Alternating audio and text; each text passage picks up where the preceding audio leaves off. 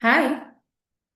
So I've been talking to a few parents and teens, and one of the common concerns emerging is the rising anger or rage amongst teens. Are you also facing the same? Then just pause for a few minutes with me while I unpack what I have understood about this rage in teens. Yes, they bang doors. They seem to trigger you a lot, waiting for a reason to get angry. And you are very, very worried if they're going to harm themselves too. So, this is what I'm understanding when I speak to them. They are in a VUCA world. It's very uncertain. There's a lot of pressure on them, and they are used to instant gratification and a lot of pampering and spoiling because we as parents have given them the best.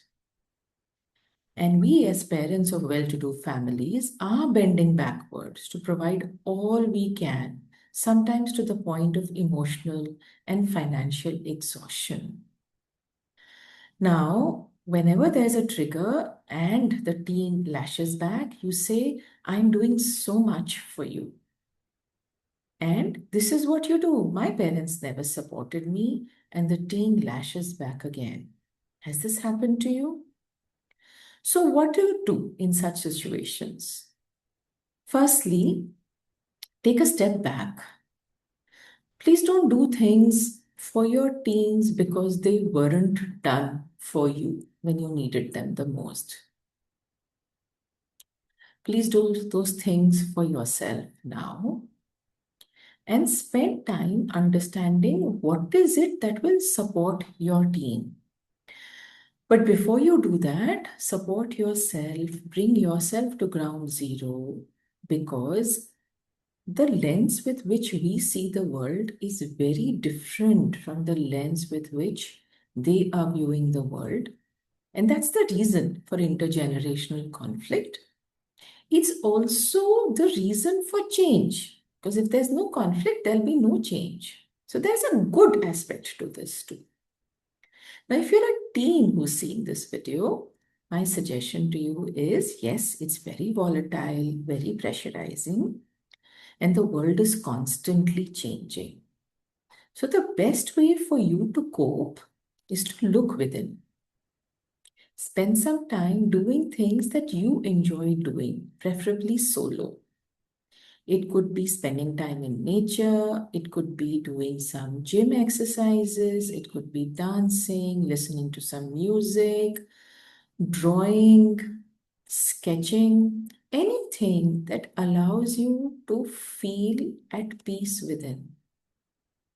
And it's only when you feel grounded inside that you'll be able to face the challenges outside because the outside world is changing fast. So remember this. Spend more time grounding, especially on days when there is a lot of chaos. Another small tip, huh? Gadgets are not grounding. Internet, phone addictions, social media, dopamine hits, and those addictions are all real. So keep yourself very conscious of how much time you're spending on all of these spaces and what kind of content you are consuming.